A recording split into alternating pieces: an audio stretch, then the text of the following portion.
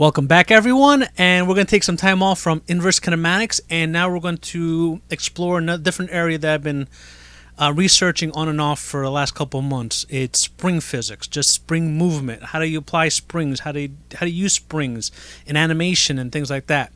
So now I'm going to do like a quick mini series with a couple of videos related to springs. So we're going to do how to do movement, how to do rotation, how to apply them to bones, how to apply them to chains, and we're probably going to do, hopefully, I haven't experimented with yet, but soft body physics, which is applying applying spring physics to actual vertices in a mesh, so you can kind of do squish and squash and a bunch of other things, whatever you can do, you know. So in this video, we're going to start off the series with just spring movement. And we're also going to be building up something called, from Fortnite, their baller vehicle. And we're going to, a lot of the pieces to make the baller actually work require basically spring movement. So that's going to be the side thing we're going to do for this mini series, is just build up a controller for the baller. But for now, we're going to deal with first 1D, and then I'll show you how to quickly apply it to 3D spring physics. And this video is mostly going to be the primer of like, what is springs? You know, what is spring physics? What is spring movement? What is it? And how do you use it? How do you apply it? If you go online, you'll find tons of different types of implementations of the equation. There's different types of ways to apply the dampening of it and things like that. How do you deal with delta time? You can't just do regular delta time. You have to do some easing and smoothing of delta time to apply if the spring physics actually has some weird artifacts when you're animating. So there's a lot to cover. So this video is going to be the primer. I want a whole concept idea of what spring physics is. So this, when we start doing all the more advanced stuff with it, it's all that, it's out of the way. So what is a spring? We all know what a spring is. Just this piece of metal, wound up metal, usually I think steel or something, that when you pull apart, it kind of returns back to its resting position, its normal shape. It's rubber. You pull it and it goes back to the shape that it originally exists in.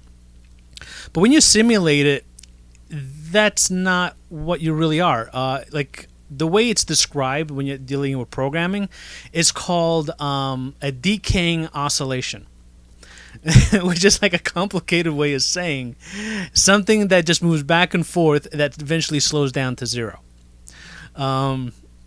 Decaying oscillation. And the oscillation is essentially just like a sine wave. A sine wave goes up and down continuously. Just think about the whole dampening aspect is that the sine wave gets smaller and smaller to the point it becomes a straight line. And then that's when technically your spring motion has completely ended. Up here I have an image I found from Quora. I'm probably saying it wrong. That illustrates three concepts when it comes to springs. There's something called a critical spring, the critical damped, over damped, and under damped. What we're mostly going to be focused on is really the under damped movement, because that's really what a spring is. We want that little bounce at the end. There's like easing equations that gives you that little bounce at the end, but the equations here is not, they're not easing functions, because the equations I found is like you can kind of set them up to be a constant motion, and then you can alter direction and you'll slow down and then move into the opposite direction. So it's really good for movement. It's good for any kind of movement and rotation in general. So the whole point of like an underdamped spring is that we actually get that bounce, right? And a critically damped is basically kind of like an ease in and ease out type of thing. You're kind of easing into zero. So it's just a simple curve. That's all it is. And over damping, and when I say damping, another word for damping is friction. If you know what friction is, then you got to get the idea of dampening. It's just something that kind of pulls you, that slows you down to the point that you can't move at all. So that's over. Anytime you see the word damping, you can just replace it with friction. If you're that word means more to you than the word damping or damped. So that's what we're doing. So if like critical damped, I mean, you're pulling just the right amount of friction where you kind of just slow down, And there's a lot of simple ways you can do critical damping without using a spring physics. You can just do multiply by a scalar like 0.9, and eventually you reach zero. That's, you just keep applying 0.9 for every frame, and eventually you reach 0. So you can do critically damped without spring physics, but you can do some fun stuff with it. And like I say, under damped is that you're putting so little bit amount of friction that when you're dealing with velocity, that you go past the point and then you have to go back and forth. But since you're doing that friction, eventually you lose strength for every time you bounce back and forth over time. So that's what critically damped is. All right, so I can get rid of that tab. So that's what spring physics is. So let's start off with some of the basic equations. So we're going to start with the usual code affair, and I set up a bunch of little tests. So I'm doing this code sample a little bit different because, like I said, I want something that's simple for everyone to use as samples as a starting point for everything that happens moving forward, especially for your own personal projects. Like I said, there's going to be bare bones basic 1D examples, and just like curves. If you did the videos with me with curves, is that when you can do 1D, you could just apply the exact same questions for every component of everything else. So if you have a vector, you just apply that equation to x, y, z. If you have quaternions, you can actually do this. It's just like lerping. You just apply it to x, y, z, w, and then in quaternions, you just have to make sure you're normalized at the end. Else you're going to create rotation artifacts. Just keep that in mind. Anytime you do any wacky things with quaternions, you have to normalize before you actually use them for rotation. So, I'm talking kind of fast. I had some coffee today. It's in the middle of the day, and hopefully we can make this video quickly and not spend an hour. So let's get to it. So right now I'm going to start off with the most basic, simple equation, right? And this one doesn't deal with delta time, doesn't deal with anything. It's straight up like meters per second or unit per second type of equation. So the thing when it comes to spring movement is that the only thing you really need to keep track of is velocity. Velocity is the one variable you kind of have to keep available because the spring thing allows you, especially when dealing with movement, allows you to change direction. So if I'm going forward and then I want to go back all of a sudden, I can start applying. I can change velocity that way. So I start applying the forward velocity with the current velocity, which is pointing backwards, and that means I slow down and then I start moving forward. So this way you get that movement. Like if you're going in one direction and then you want to go in the other direction, you have to slow down first. You have no choice. You have to slow down. It's not like you change direction on the fly. So this gives you that capability. So that's the one variable you always have to keep track of is velocity. You need a velocity value that you can keep track of, you can change, and you can modify, and you can add to. So velocity is like the most important part. Another important part that is important to spring physics is displacement. So it's displacement is another word for delta, kind of. So if you have your current position and you have a position you're trying to get to, the difference between the two positions is called displacement. Or like I sometimes just call the variables delta, or like delta distance or whatever, just plain old delta. But like I said, delta, the difference of displacement, whatever. It depends on how you want to talk about it, but it's all kind of means the same. It's just current position minus target position. Like sometimes we want to try to get certain things from vectors. We take the current vector minus an origin vector position. So this way we get like a direction from origin to like whatever origin you want toward that specific position that you're looking toward. And then that you get a unit vector. So hopefully you understand all that. So vectors, displacement, and that's another big thing. So the simple equation is this. It's F equals negative kx. K stands for spring constant. Spring constant can mean depending on where you go to find about spring equations, they call it different things. The main word is spring constant. It's the constant of like how the spring moves, how strong the spring is how strong it is. Another word you'll find is stiffness, it's tension. Like if you think about like when you pull a string apart, that strength that you feel, that force that's trying to push you back, that's the spring constant. It's how much power the spring has to go back to its original shape. So that's the spring constant. So right now I'm using the word tension before I'm using your stiffness. You can use, I guess, strength, or you can just call it string constant, whatever you want to call it, but that's what it is. So you're trying to calculate the force of the spring. So you have the strength of the spring, which is tension, and you do negative because you want to go in a negative direction. And then you have X, which stands for displacement. So since you have this little equation right here, and I guess I put the big words here, so this way you can understand what each one is. This is what it really looks like when you kind of apply it to variables you might have. So X is position, your current position, minus the position you're trying to get to. And in negative tension, it's just how strong is that spring? How strong is that movement? Right? Let's see. I want to make sure dampening equals 0 for now to start with. So that creates a force. And in some equations, this itself creates just acceleration. So in certain examples, instead of saying F, I say A. It's a force. A force is some type of movement in some kind of direction. So then you have the next part. So once you have like the force of the spring, now you have to apply it, because now it's kind of like, now how do you create the acceleration? In this specific equation, like this is bare bones one, we take the force that's being applied to the force of movement, minus the damping, like the friction, times the current velocity divided by mass. In this, like I said, this creates acceleration. Okay, so we're creating a force, and then we're taking that force and we're calculating the acceleration for that force and limiting it based on how heavy the object is. And that's really like, so if you're moving a spring apart, like this hand, or to make it easier, this hand is heavier, so it'll move slower if the heavier it is.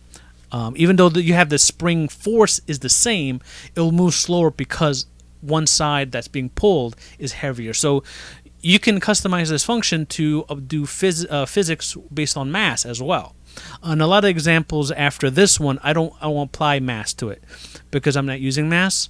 But just keep in mind that if you want to use mass, like if you're pulling something, and you want to make it more real world, keep that in mind that you can apply mass value to your acceleration. So this way, if you have something like if you have a character that's pulling something, right, you want to maybe do some kind of weird springing motion to it, and you're pulling, and you can say, okay, this gelatin has a mass of 1, but if he's pulling this boulder, it has a mass of 10, and you could then the movement would be more realistic because it'd be slower because you're moving a 10 unit mass as opposed to 1 unit mass. So once you have the force that you're applying to, then you apply the acceleration.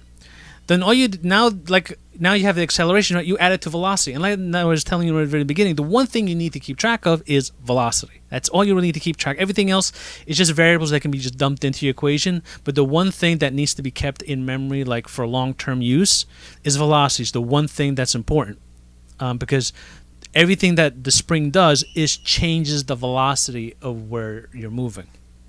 It creates that oscillation. So once you have your velocity, then you just apply it to your position, because velocity is how much distance are you moving at that point. So you're moving 10 meters forward or you're 20 meters forward. So now that you know what our velocity is, that's it. And this whole equation is accumulates velocity. It does. In some equations I'll show you today, it generates new velocity. In some, accumulates. And the ones that accumulate gives you the more realistic movement, and the ones that just generate new velocity gives you the snappy spring, and the ones that accumulates the velocity gives you that slower, more realistic movement. It depends on what kind of movement you look for. Like the snappy one is what a normal spring will look like, because it has that fast velocity instantly, as opposed to this one, you're kind of moving. You got to start moving. You can start a little slower, and then you build up your speed. So for movement, that's the more the equations you want to deal with, something that accumulates velocity as opposed to something that's just instant velocity. And that's it. So this is our first raw one. So we have a tension of 1 and a damping of 0. And without any damping, and this one's going to be choppy because, like I said, this has no delta time. So I'm just going to put it through a function I put together called callback timer. So for every I think for every 1.1 seconds, it runs this function. So it runs it like 10 times a second. So it's a 10 frames per second animation. So this is like I said, this is like a bare bones spring example to get you the idea of how the equations work. So if I go here and I press spacebar to start the animation, you'll kind of see the object kind of keeps moving. But since there's no damping, it's constantly moving back and forth. It slows at the end, and then speeds up and goes away, and then just back and forth. It's basically like a sine wave. That's all. Right now, without any damping, all you have is the oscillation. So if I start to let's do under damping. Let's see, 1.5 of damping. Wait, actually no, under damping. So let's do 1.4. So this way you get some. So this is under damping. So if I press spacebar, you see where the dot is right here. 1, 2, 3. So it goes in. So based on how much damping you want to do, it gives you different type of bounces. So if I give it less damping, I should get more bounce out of it. So 1, 2, 3, 4, 5, 6. It's a lot more bouncing for that dot. So what else? So if we want to do like critical damping, one that works pretty well is 0.5. And when I say critical damping, it's basically just an ease in or is it ease out, whatever.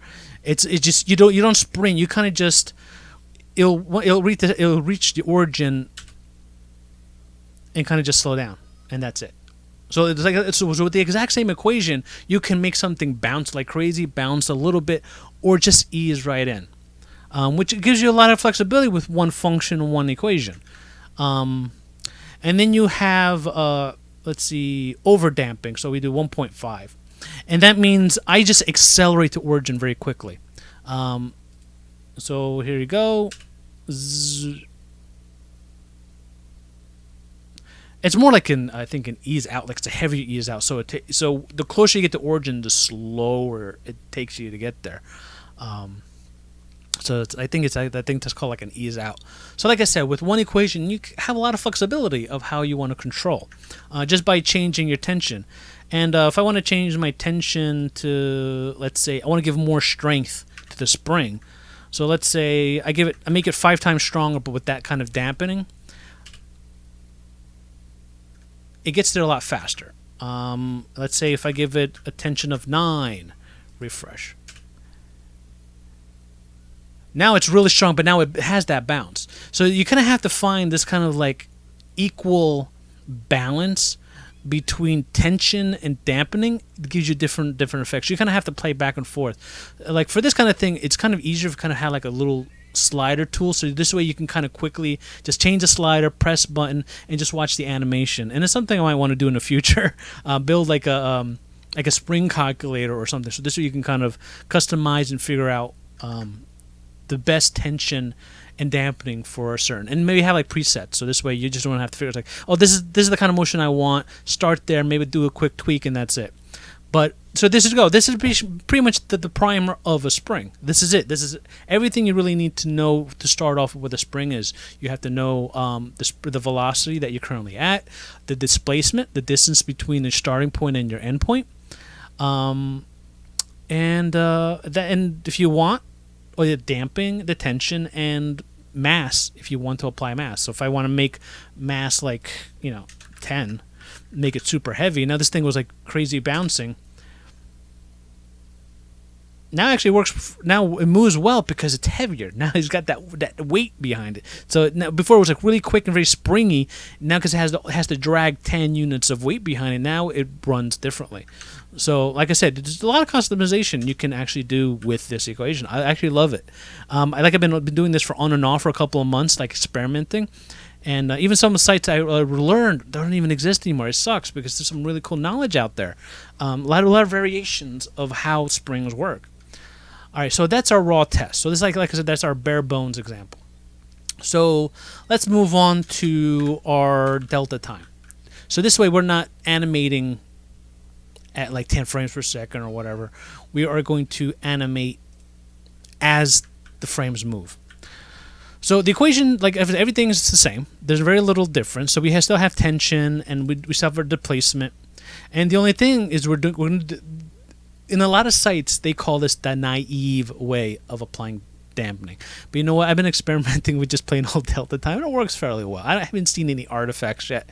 Maybe, like again, I don't make video games, and I don't see the difference between a 30 frames per second and 60 frames per second. So you just have to keep in mind, I'm going to show you the different ways of dealing with delta time. But if you're just experimenting, you're just playing around with this, I think basic delta time just fine. Like I said, I haven't really seen anything yet, but this is what they consider the naive way of applying springs with delta time. So it's like your basic regular delta time. So you apply delta time to the acceleration that you generate. So then so for every frame you're just slowly building up velocity, and then when you do the actual movement, you take the velocity, the full speed that you're going to, and you just say, well, I want the delta time of that. That's per second, unit per second. So with the basic one, click fresh. So now you have the dot that moves nice and smoothly, and it's not choppy like the first version. And that's it. You know, it springs, doesn't do anything. It's not too crazy. Yeah, that's that's about it. So, like, if I want to do, let's say I want to do just a damping of just 2, like really low damping. So it has that like nice build up of speed in the beginning, and then that's going to oscillate for a while because the dampening is so low in comparison to tension. So it's going to take a really long time for it to kind of just slow down eventually. Like I said, you need to play with the values. You need like a nice balance between the two to get that kind of effect that you want. Let's see. So that's like basic delta time. Let's see. There's a different equation. A critically damped spring. Now, instead of using the regular spring equation, this critically damped one does slightly something different. And this is from the site. This site doesn't work anymore, but I remember that they had some really cool information here.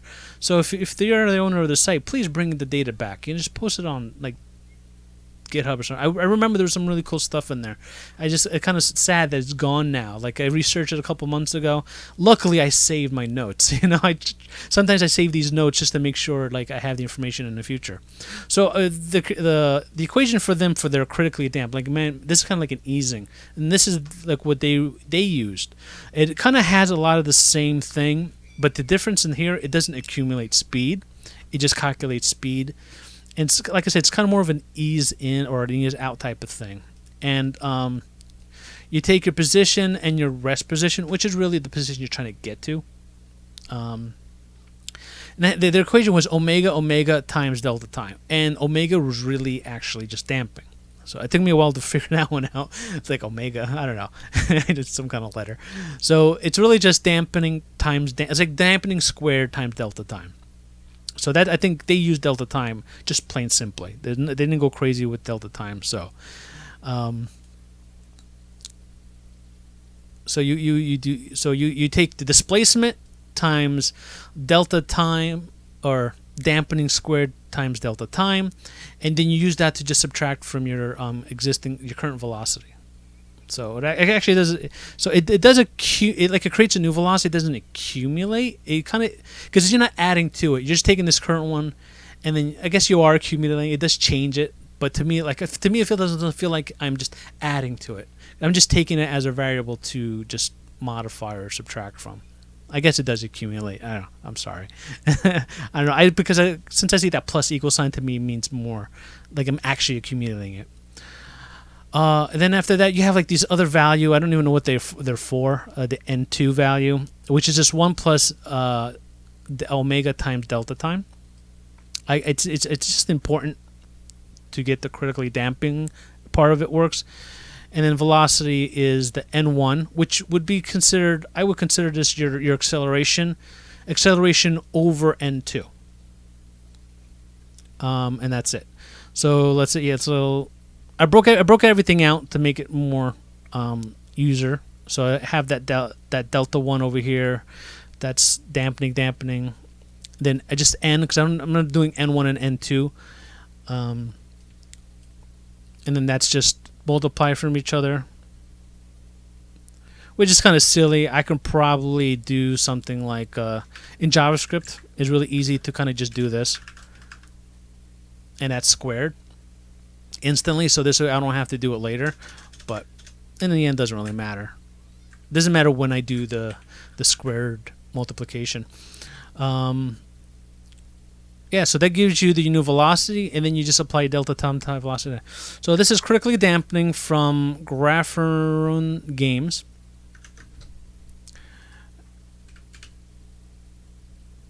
And it's a nice ease in, ease out equation, but it's still they consider this part of their spring stuff.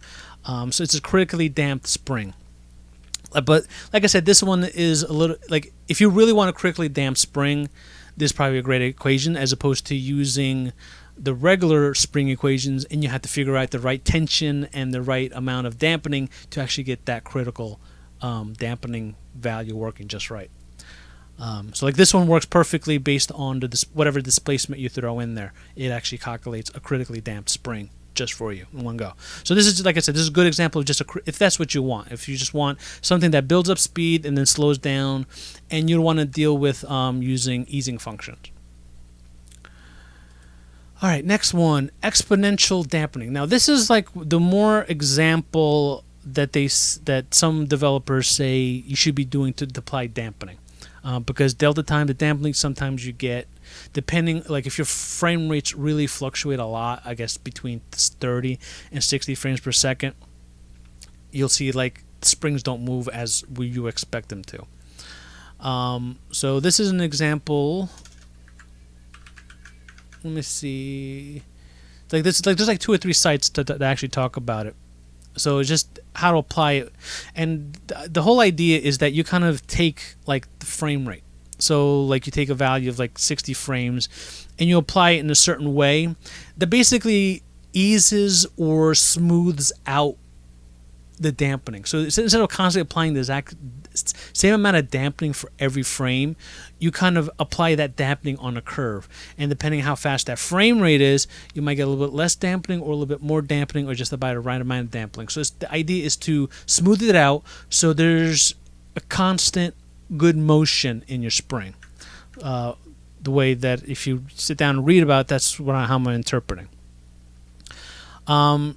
So in this example, the spring equation is the same. The only difference is how to apply dampening. And let's say, so in the one extra variable we need to keep track of is like frame rate. What is the rate? So it's fixed 60. Let's say this is a 60 frame rate thing.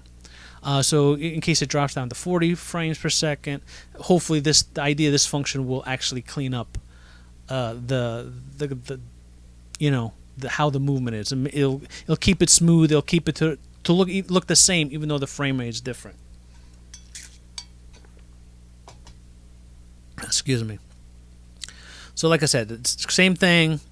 Velocity plus acceleration times delta time. So that's the new velocity that you're calling. So you're adding so like I said, remember before this used to be called force, and now it's called acceleration, because force is acceleration. Force can be velocity. Force can be anything in relation to movement. So at this point, since we're not calculating further of acceleration, we're just going to say, okay, this force is now acceleration. So with this new acceleration, you do just regular delta time to it, and then you add it to velocity that we currently have, but then we start adding the dampening aspect on the side. So what was so the way dampening was done before is that you would dampen the velocity minus the current acceleration. And here, you're adding acceleration to velocity, then you're dampening it. So that's like the slight difference. So even like in the end, this is still velocity. In the end, it's your new velocity value that you're then applying dampening to. So the idea is still there. And the equation is you do you take the frame rate times delta time, and that becomes your power. So to the second power, to the third power, whatever. And this might create a fraction.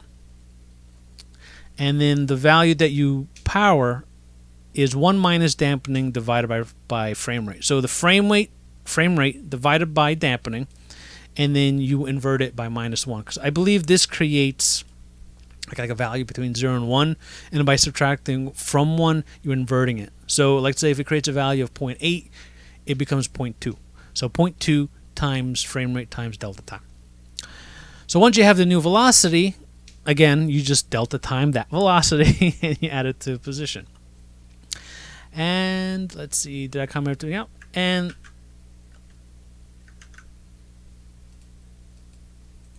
refresh, slow it down.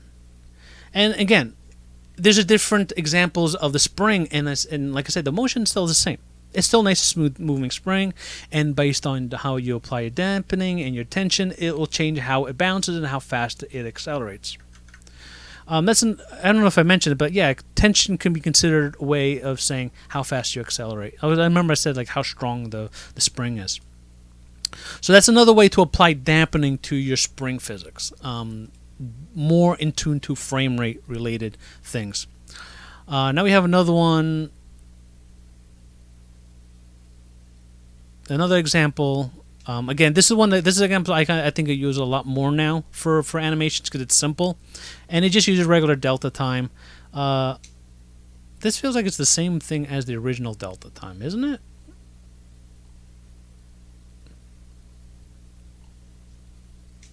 Oh, there's the difference. All right, like an original one, we calculate force, and then we calculate our dampening, and then we divide by mass. In this one, we create our acceleration, our force, and then that divides by mass. So the mass is added to a different position. So now at this point, this force of the spring force that we're creating, our spring force, is now considered just acceleration, and we're just dividing it by mass, and then from there we add the dampening to our current velocity. We subtract it to the acceleration that we just calculated. I think, what is the other example? The other example, like I said, we dampening the velocity, and then we subtract from acceleration. The same thing. So, like the mass, the way it divides by mass is put in a different place. And usual fare. So build up. This one actually does a really good job of building up velocity. It gives you that nice motion. Like it gives you that nice motion. Like it takes time to build up speed, and when you change direction, it slows down and then builds up speed again in the opposite direction. This one, like when it comes to actual motion, I actually like this version more. And this is the one I used in to deal with the baller, how the baller moves, and we'll see the baller at the end of the video. All right, so now we're gonna go deal with something very springy, something that kind of accelerates very fast at the very beginning. It doesn't build up velocity; it actually has like instant velocity. Just like when you pull a spring, it just shoots right back with maximum velocity to start with. So this is gonna be the springy version. And then, like I said, this one, the springy version and the build velocity version are the ones I like the most, because it's like I said, you want either build up velocity or you want instant velocity, and those I think those are like the best two examples out of everything I have here. I have there's two versions of it. The second version is like the better one. And like I said, it's the same. Like I said, the spring equation is always the same. I think the big difference between this example, it tries to do a different way of dampening based on frame rate. And this one, you have to give it like I think the site that had this one is gone, so I can't find it anymore. Like I said, a lot of the sites I was using, they're just kind of gone. So I forget where they calculate this, but I remember writing in my notes that this is 60 frames per second. I think this value is... I don't want that. If I remember correctly, I think 10 divided by 60. Yeah, I was right. So how many milliseconds does a second have? A second has 1,000 milliseconds, and you want to let's say you have a 60 frames per second frame rate. So that means for every frame, it should take you about 16.67 milliseconds to complete a frame of animation. So I guess you take that equation, like 1,000 divided by 30 if you're doing a 30 frame per second game. But if it's 60, then do that. I can't remember why 10 is. Like I said, the site's gone, so I can't remember, and I didn't write down in my notes why 10 is there. But I managed to figure out that that is. But I guess you can just change the rate and play around with it. And but it looks like for this one works fairly well. So it's 10 divided by 60 frames per second type of value. And you use that to, instead of doing delta time or dampening to our acceleration, you just say acceleration times this rate. And then the power is 1 minus dampening to the power of that rate. So this is like a different example or a different way to do this exponential dampening. Again, it's a different example of how to smooth out dampening on spring motion. And again, I guess this kind of thing gives you kind of more of an instant acceleration type of thing. And then, like I said, once you have your acceleration, you do your dampening on your acceleration, which creates a new velocity. And then you can just do delta time. So if I click spacebar, has that nice faster movement. So it builds up speed a lot faster. And then kind of springs to the very end. So it's nice and smooth and kind of quick. I like it. And then you kind of have Springy 2, which I kind of use. And I think Springy 2, for me to get... I don't know if it's... Let me see. I'm trying to remember now. So Springy 2 is almost the same thing. It is the same thing, but the only difference is that I'm using the other... this exponential dampening. So it's like the same equation, but the exponential dampening is done differently. And now the only problem by using this exponential dampening is that now makes it super slow. Let me change that. It really slows down the animation. It really does.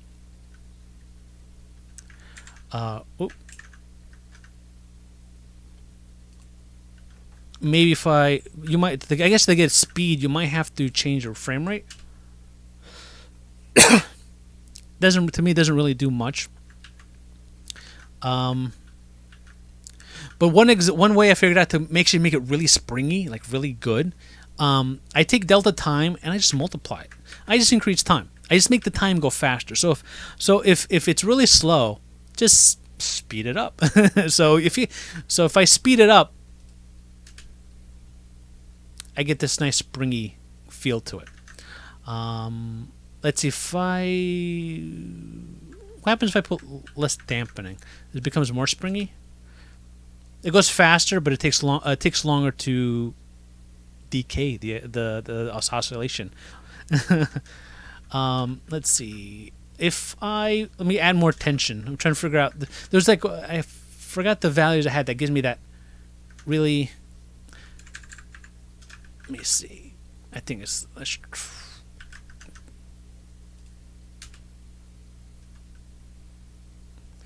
So like this one's good, I guess. Is that fast acceleration, and then it kind of springs to a halt. So again, you got to play with tension, and I guess if I were to, let's say, speed it up, There you go. Now you got that nice spring. I think if I increase tension, I get that right amount of tension, or not that right amount of dampening to kind of get like that quick spring. Like this one's good. It's quick and then just a quick little bounce near the end. If I increase the dampening probably closer to tension, there you go. That's a good motion. So you got that fast acceleration and then kind of bounce, boom. So that was a good one. That's a good value. So we have 60 frames per second. We have a tension of 1.5, dampening at 1.3, and then we accelerate time by 10. And that gives us a nice. So this equation is kind of interesting because you can actually control the speed. Other than, like, I think another way you can probably do it. Like I said, tension. Like it's like I said, I find this hard to control. So if I were to say times 10 times 10, but keep the delta time. Whoa! I closed that file. I didn't want to close that file. Now everything's open. Springy 2. So I make tension and dampening 10 times bigger, but keeps delta time the same. I don't think it gives you the same. Like it doesn't give you that same. Even though I multiplied everything by 10, it does. Like tension is supposed to give you more speed. So let's say if I just say I multiply tension by 10, but I don't dampening. Doesn't give you that same effect. So it's like I find this equation harder to deal with using this form of dampening. Like for me, to use this form of dampening, I have to add an extra variable where I need to speed up time. But that could be a good thing because speeding up time gives me more control over how the thing is. So if I play around with tension and dampening, and I already have that, like let's say I wanted to just do like 2 bounces, like it looks good at 2 bounces, but I just need to go faster. So adding that extra speed factor is kind of nice. As opposed to if I were to do it over here, I kind of have to play around with tension and dampening, and I probably still won't get that perfect bounce. So, you know, it's like that's why I have so many flavors of springs, because each one kind of gives you something slightly different, you know? And like I say, Springy 2 is kind of me messing around, and it gives me a different flavor of springs. And I kind of like this one, like I said, because that extra factor gives me a chance to really customize the movement a little more. Because like if I really want that instant acceleration and then give it a little bounce at the end, this is a good way to implement it. Using this type of exponential dampening, and then controlling delta time with a scalar. Another popular example that I found probably in the very beginning, because one popular thing to springs is boob physics. Boob physics kind of relies on springs. And one popular example of boob physics at the time. Now there's actually 1 or 2 out there now. But this was the original one a couple of months ago, like a year ago. It's called Jiggly Bone, and it's a Unity example. Let's see, where is it? Jiggly Bone. So it's a very old article, and it's basically kind of how to apply spring to a bone, the bones that are kind of attached to boobs, and then how to get like a little bit of springy movement to it. So when you move your torso, your boobs move more kind of. They're not perfectly natural, but it gives you good enough, decent movement. I guess you have to play with it a lot, and they have the Unity example and everything else. So I kind of took it apart and learned how they apply the spring aspect of it. And the spring aspect of it is almost the same, but I find something very interesting about it. Displacement is backwards. In all the examples we have on the displacement has always been current position minus the target position. This example, like how Jiggly Bone works, is target position minus current position.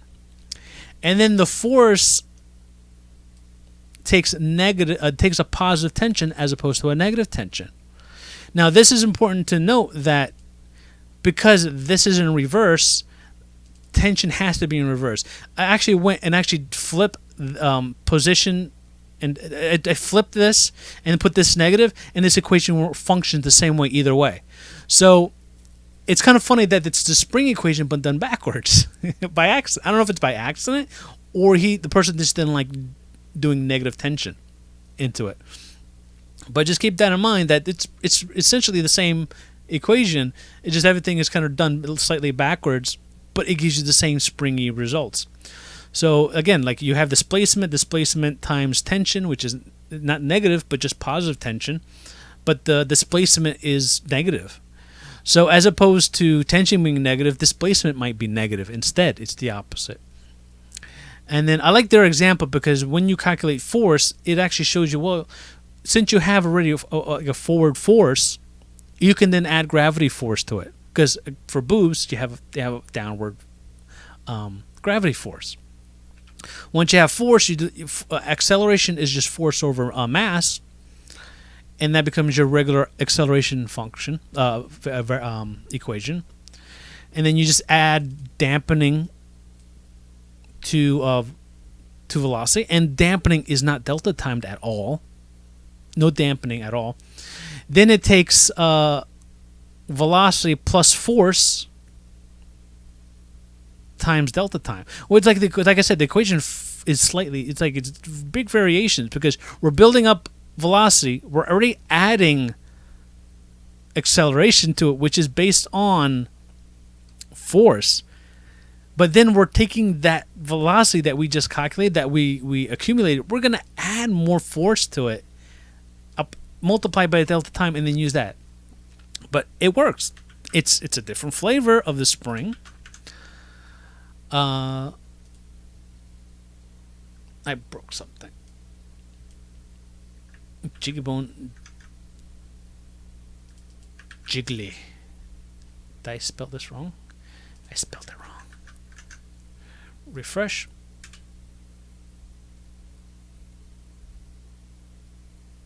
And it works. It gives you a spring motion. Let's see. Can I speed it up? Let me see if I get a tension of 2. That should make it go faster. It still seems like it gives you that same amount of bounce, but it's a little faster. I guess if I want less bounce, let's say I do 1.2. That's still a lot. It's very bouncy. Like this equation is very, very, very bouncy. I think you need a lot of dampening to control it. Yeah, it requires a lot of dampening, I think. I think it's because you're adding that extra force to it. But it's very, very bouncy. Very, very bouncy. It's insane. So I don't know how the boobs look like when they bounce using this equation, but it's very bouncy. This is a very, very bouncy equation. So now we're going to the end. This is the final example. Then we're going to do the baller. Now this one's kind of cool. This is like the only example I found, kind of like a spring calculator of some sort. And you have this person. Let's see.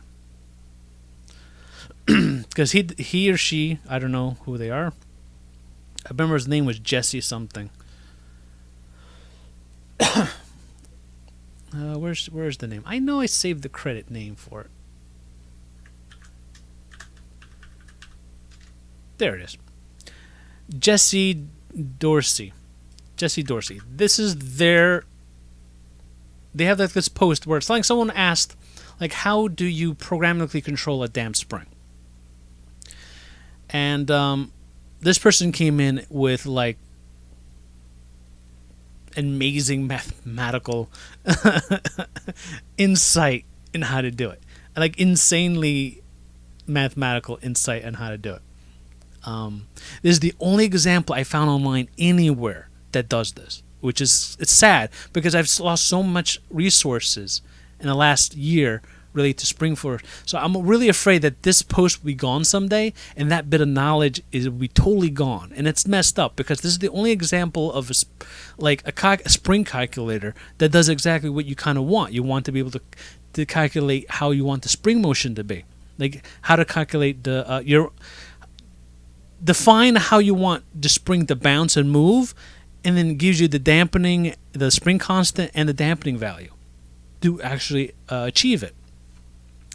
So yeah, this person gives you these massive equations, and then shows you how it looks like when you plot it, and it gives you some some code here that runs on I don't know what it's called, Maxima. I don't know what the hell it is. I looked it up. I don't know, some weird application, and then then it's like a C example too, of how to plot it. But once you actually calculate everything. So you have this equation, but then you have to use Newton's method to solve for friction, which again I said is spring constant. No, that's dampening. Sorry, friction is dampening. And then once you have dampening, then you have this equation that creates stiffness, which is the spring constant. And this one doesn't need Newton's method. And like I said, since I was so afraid that this knowledge was going to be lost, I created a code pen, and linking back to it, make sure this person has the credit for it, because like I said, good knowledge should not be lost. This is the internet. So I actually implemented it completely in JavaScript. I actually got it to work, and yeah, it works. So the whole point of this example is you want to define the starting point and the end point of a spring. That's what like, remember, displacement, starting and end point. So this function, to calculate the spring constant and the dampening, you have to define what is the starting position and thus the ending position of the spring. Where's it going to start? Where's it going to end? All right. So for here, I started at like 2 or 1, whatever, and it ends at like 0.01. After that, you have to say, how long do you want it to take? How many seconds is it going to take? Is it going to take 10 seconds? Is it going to take 15 seconds? Does it take 2 seconds? So you can define how much time it takes. And that's what decay time is. This is like 5 seconds. So if I had to say I want to define this in 1 second, you can see that it flatlines for the remaining 5 seconds. So this whole line is like a total of 5 seconds. So I guess this point is how long it takes before the spring dies. And cycle is how many bounces. And cycle, like she or he, like I said, Jesse to me is a unisex name. So I don't know if it's a girl or a boy. I'm sorry. But gender doesn't really matter. Intelligence and genius is important. So who cares? This person actually did not mention anything about cycle needing to be a pairs of 2. I actually tried to do like 1.5, and everything just fell apart. And then I started realizing everything has to be a value of 2. So it has to be like 2, 4, 6, 8. And I guess it makes sense because every bounce is an oscillation. Like, it's a complete period or a complete cycle. You think like a sine wave. A sine wave is a complete cycle. It goes up and it comes back down. It travels about like 360 degrees worth of movement. So you have a cycle of 4. So you have to go down.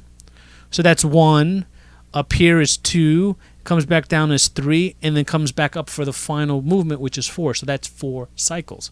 So if I bounce it up to 6, you have more movement. So you have 1, 2, 3, 4, 5, 6. If I do 10, you have more bounces in here. So you have 1, 2, 3, 4, 5, 6, 7, 8, 9, 10. It's there. So a cycle is basically how many sets of bounces do you want, and every bounce or like oscillation, maybe that's basically how many oscillations you want, and every oscillation counts as 2 bounces. You have a bounce in your positive and you have a bounce in your negative before it starts to flatline. And once you have those values, your decay time, your cycle time, and your starting and 2 position, it then gives you your tension value and it gives you your damping value. And these values are then fed into a function that just plots this curve. And you can, like I said, once you have these values, you can then use it for any spring motion. So for this custom function, like I said, I have the dampening one, and this is what it is.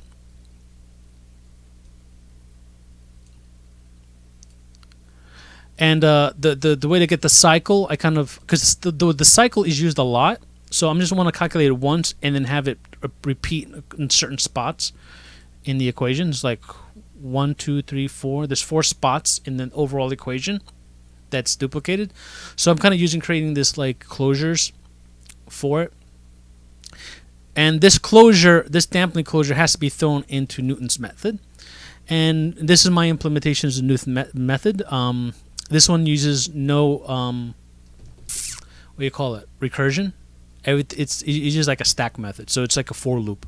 So it's just one function called for loop. I have it set like a limit of like 20 attempts before it gives up and just gives you whatever value it has. But Newton's method is supposed to be pretty good. The idea is that, like, I think it's supposed to be like a root finder, but the idea is kind of like trying to find a number, but it uses derivatives to get you to that point. So this version, you pass in your function, and you pass in your function derivative closure. If you don't have a derivative, I found this a good example of how to just get a derivative.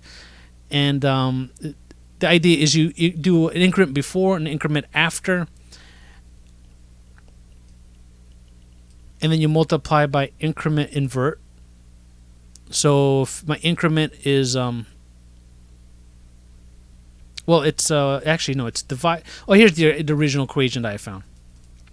So if f of x divide, wait, what? Sorry, it's x minus f of x divided by, which, you know, it's this whole point minus x, which is f of x plus. Actually, I wrote this equation wrong. It should be I. So x plus I minus x minus I divided by 2i. So that is, if you don't have a derivative, but you have a function, this gives you an approximation of a derivative, which is like kind of like the rate of change. But in my experience is that any way to try to find a derivative other than without a derivative doesn't give you a perfect representation. So if you want to make if you want the numbers to be as perfect as possible, like as more accurate as possible, you should find a derivative. And I honestly I'm not good at derivatives at all. It usually takes me like days, if it takes me hours, if not days, to solve a derivative. And I didn't feel like trying to find a derivative of this.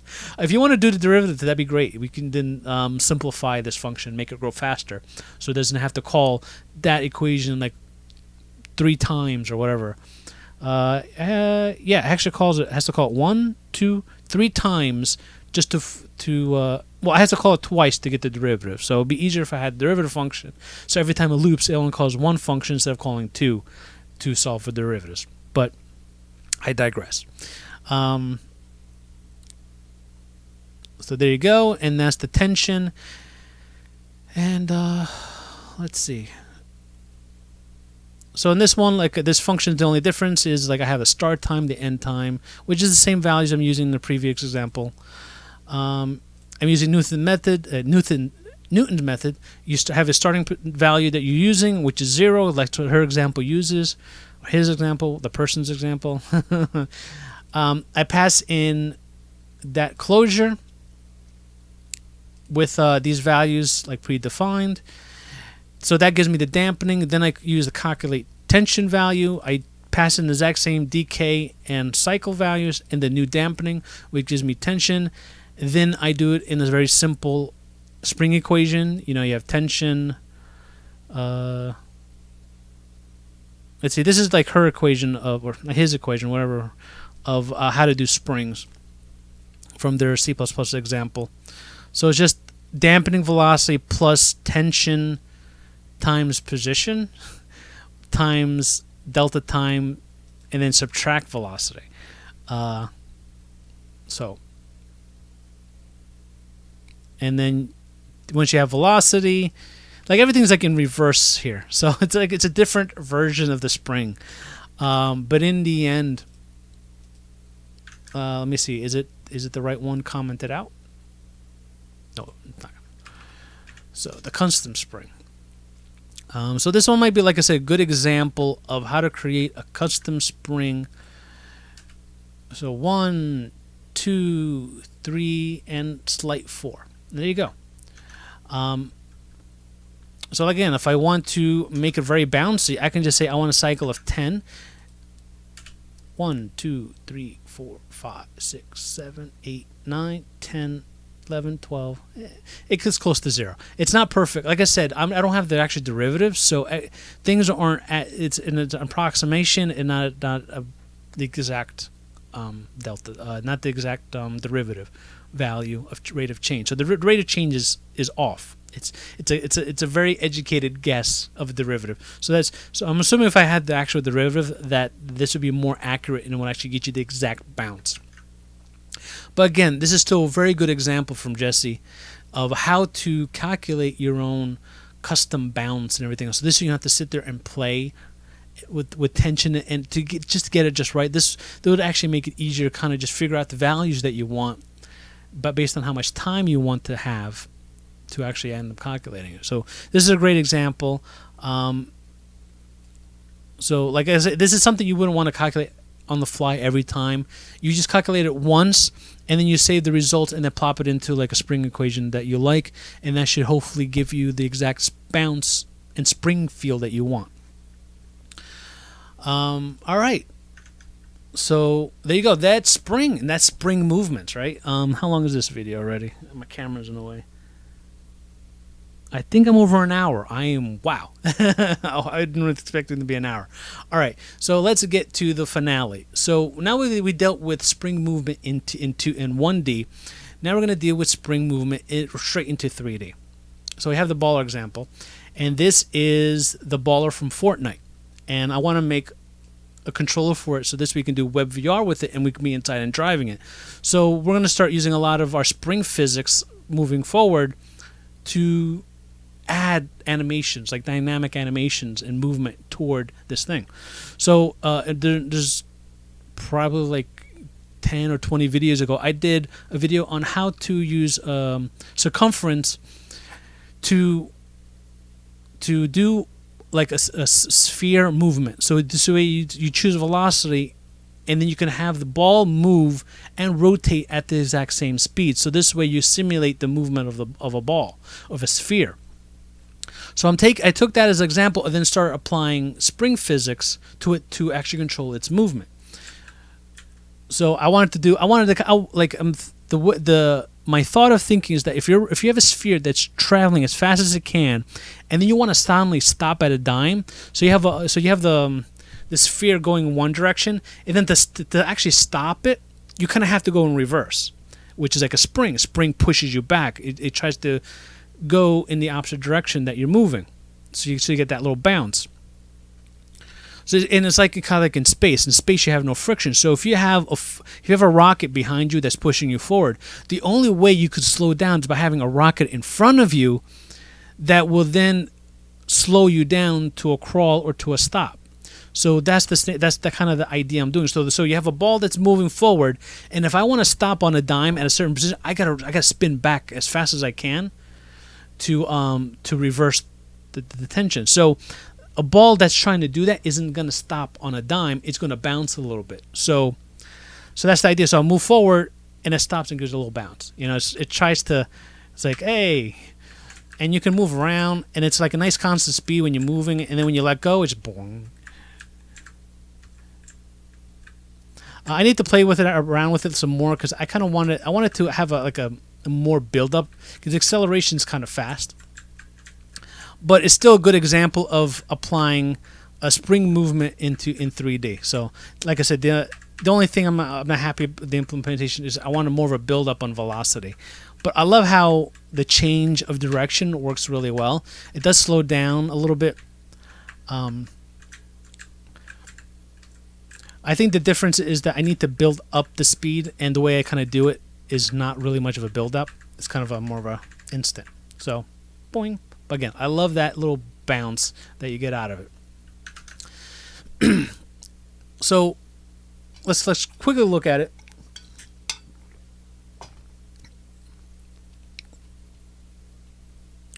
So the controller, blah blah blah. So again, I have a tension up really high and I have dampening, and I just applied the exact same equation, and I'm using just regular delta time. And so I moved it around. I didn't really notice much of a difference. So I don't know if you need the exponential dampening version of it, but like I said, I'm prototyping. Let's see. I just want to see. Like, I haven't seen, like, moving around. It doesn't really bother me. So regular delta time, fine. And this is the equation I'm using. The simple spring equation for movement. And then when all said and done, I just apply the acceleration to velocity, and that's it. There's like everything we've done, but I'm doing this in 3D. And like I said, every component, every time you do this, you just do it for every component. You do the X, Y, Z. So in this example, instead of just doing the, like, if I wanted to be more efficient, I would actually create the equation as like a one-line equation, and then apply it to each component. So this way, I'm not doing a lot of function calls, because this thing is doing like several function calls. So I have like one function call here. I have a 2, I have 3, I have 4, I have 5, I have 6. I have 6 function calls. I can probably rewrite this and streamline it so this actually is 0 function calls, and all the mathematics is done in this one function, which I might do in the future once I figure out the right spring equation that works best to get the right movement that I'm looking for. But like I said, since I'm prototyping, I'm just doing it this way. For like efficiency's sake, I probably would get rid of it and just do everything in one go.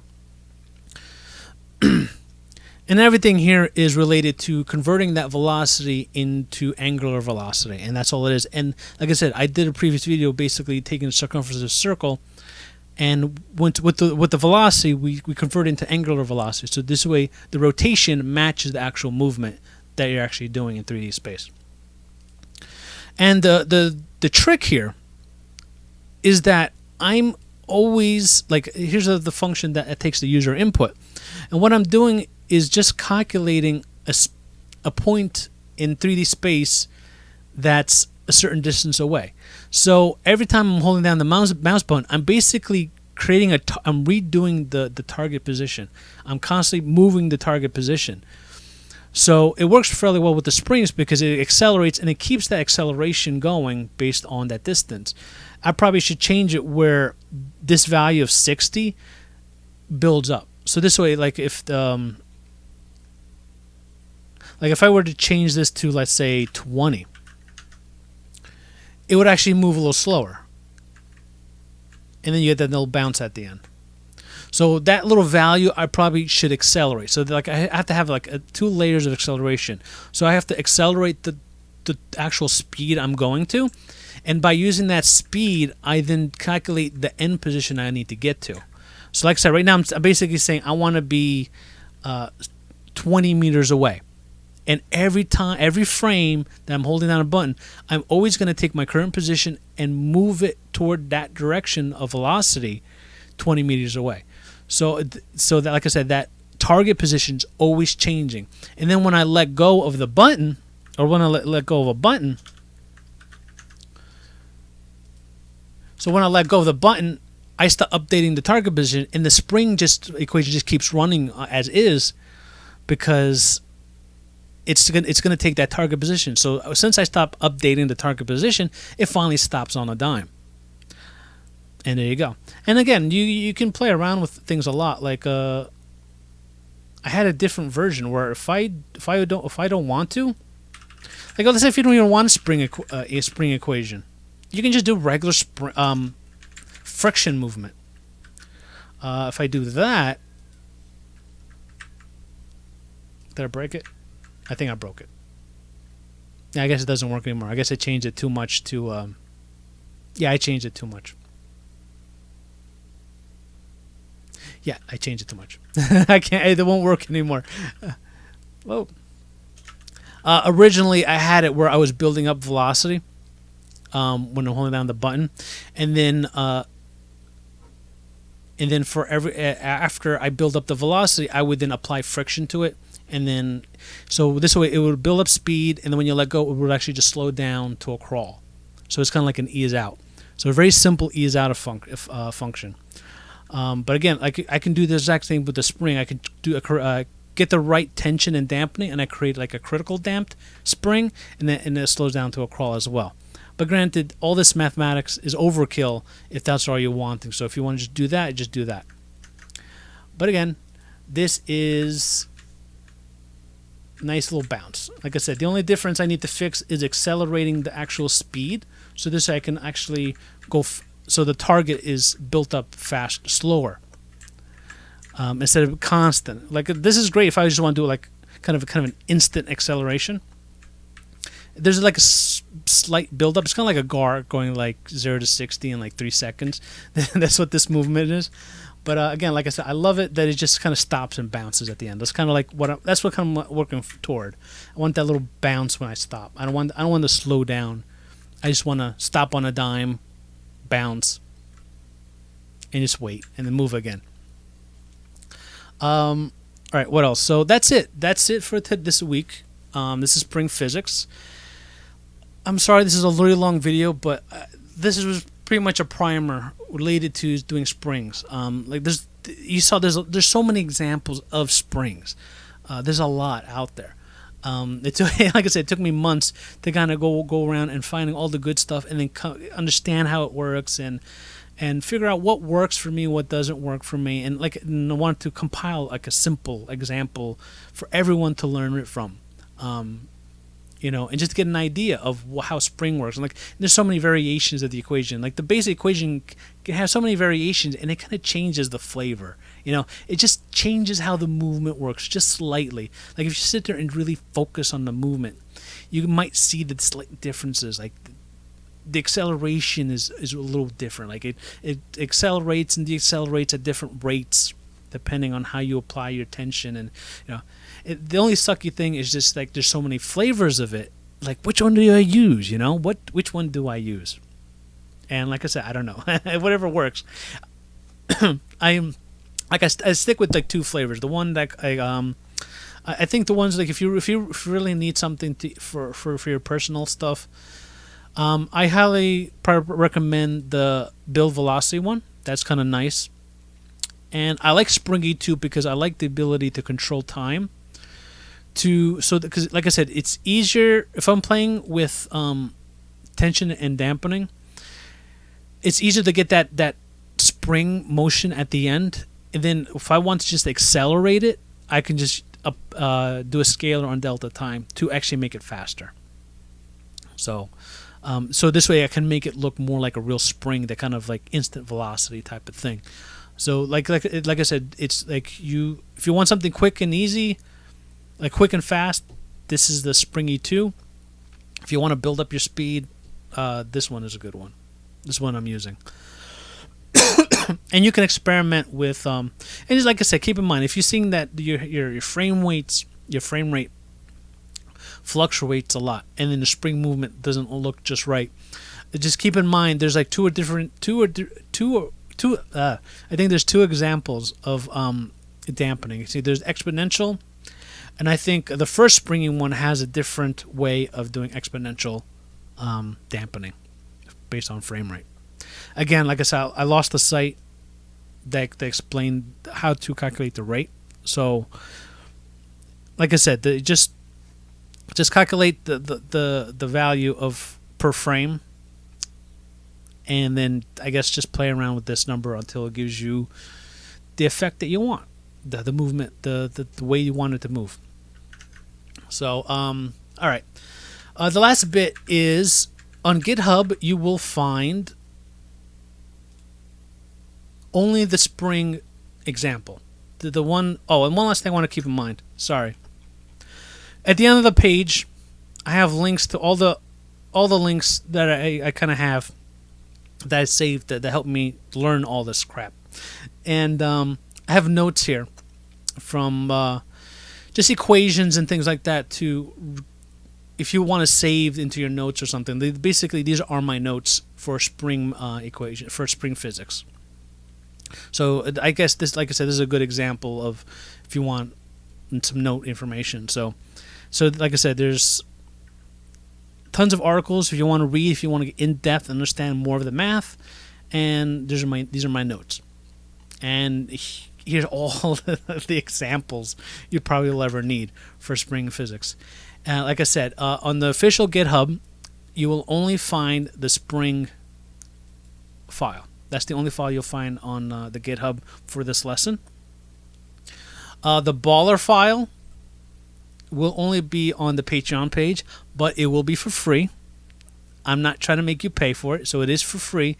The baller, like this whole example right here, it will be this whole zip file, like it's a zip folder. I will be posting on Patreon. It'll be for free. It'll be when I post the video, which by the time you're looking at this, it'll be the exact same day. And like I said, I'm not trying to get you to pay for or trying to goat you into giving me $1. It's because the baller is a ripped model from Fortnite, and I do not want it part of the Git repository because I don't want to get in trouble for it. So if they want me to take down the post on Patreon, that's one thing, but once it's on GitHub, it's kind of hard to get it out because it lives in version history. So you can always get it by finding the right version of the code.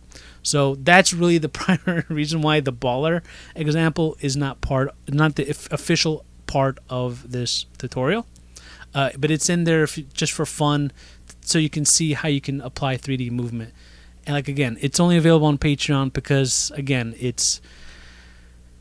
I don't want to say that it's illegal, but I don't have permission to use Fortnite models, and I promise you, I will never ever get permission to use their models in these tutorials. So I want to make sure I don't screw up this channel or at least my GitHub repository, because there's like over 100 tutorials in there, and like I said, I don't want to lose information off the internet if I can avoid it. So, but again, I love the baller, and I want to make a web VR example tutorial, a video of it, or example of it, and have it free for everyone to use and play with and learn from and build from. But just keep in mind that it is a ripped model from Fortnite. I might even get into legal issues, or just at least get a warning, don't do this ever again, but it's just for fun. Again, I'm not making any money off of this really at all. Especially not for the model itself. I'm not selling it, or I'm not doing anything with it. I found it on DeviantArt. I got to find the link, but if you go to DeviantArt and just search for baller or Fortnite baller, I'm sure you'll find it, but it's only one person who posted it. It's really cool, but again, like I said, it's not necessarily legal. So I don't know. Again, I think if you're not making money off of it, if you're just having fun, if you're using it as an educational tool, Epic, please don't be mad at me. I'm using it as an educational tool because you have to take in consideration that all this math is scary for a lot of people. And my son, he's like 11 years old, and he's learning graphs, X and Y, Z, and I showed him the baller, and he thought this is really cool. It's like, wow, you actually have the baller, and it moves in a really cool way. And I said, well, have you done XY? You've done XY coordinates, right? He's like, yeah, that's all it is.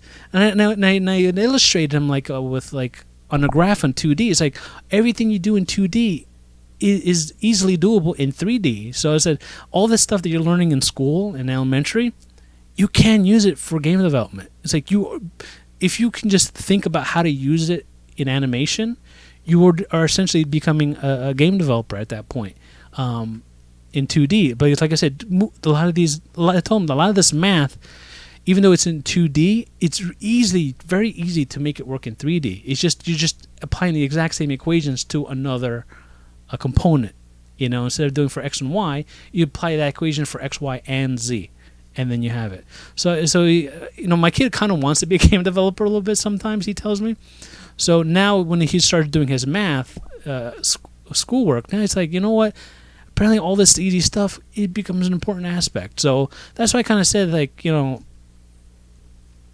if I were to teach kids this, I use Fortnite baller, man, and do the graph equations.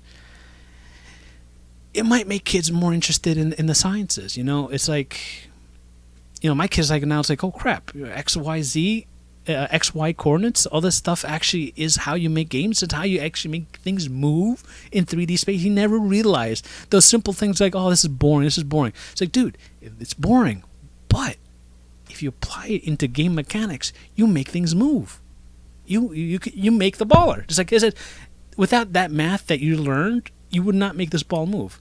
And just by what you learned this year on XY on graphs, you can start making 2D games essentially.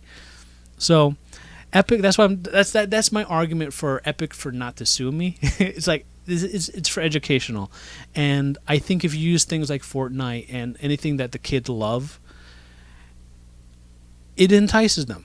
I think it does. I think it entices anyone. That's kind of why I wanted to use the baller, because all this spring stuff, like that dot moving back and forth, it's boring as crap, man. You really give a damn about a dot moving back and forth? Do you honestly think you care? He's like, no, that's not fun. I put that baller on the screen. I guarantee some of your eyes are like, oh, that's cool. That's cool. Now seeing that ball bounce, that's cool. Now spring movement looks interesting, right? I promise. I guarantee you, a lot of people are like, yeah, that ball is more interesting than having that dot move. So, Epic, don't. I'm just having fun. I'm not making any money. I'm just getting people excited in math. It's just my way of doing it, and again, it makes me excited to do it. And hopefully it makes other people excited. Hell, if it makes my 11-year-old kid excited, we should be doing this in schools, man. That's how we should be doing this. And I don't know why I'm doing this. I'm making the video super long. Oh, man, it's an hour and 20 minutes. I am so sorry. All right, you know what? I'm done. I'm done being an, I don't know. I don't know what I'm being. I'm just being an advocate of education. Again, like, I don't know. Whatever. All right. Hope you guys had fun. I guess the basic code will be on GitHub. The baller stuff would be on Patreon. Epic, don't sue me. And this is the start of Spring Physics. Hopefully the other videos later will be smaller. Because like I said, we covered a lot. With all that out of the way, we're just going to deal with like one or two equations, and that's it. And we're going to deal with rotation, we're going to deal with bones, we're going to deal with bone chains, and we're going to do soft body physics, because it's all related to springs. So that's going to be fun. We're going to do a lot of things. So I'm kind of hoping to bring in a female model. I'm trying to fix her bones up, so this way you kind of have her hair move by applying springs to IK chains, to bone chains, and then the single bone can be boob bouncing. So we'll have the character, hopefully we'll have the character's hair swaying a little bit, and we'll have her boobs bouncing a little bit. Or unless I find a different female model that I like that has hair and maybe like a skirt, and then you can then apply the chains to the skirt as well, so you can have a skirt swaying a little bit. And boob bouncing, hair moving. You can do the whole spiel. Like I said, I got to find ways to make this. All this math stuff look interesting, because all this math stuff on its face value is boring, but when you start applying it to models and things like that, and models that look interesting, that look fun to play with, it makes things like I think it makes 10 times more interesting than without it. So all the fake bones moving around is only so far I can make someone interested. But if I start doing real models and things, I'm making this video really long, and I'm going back to the exact same spiel.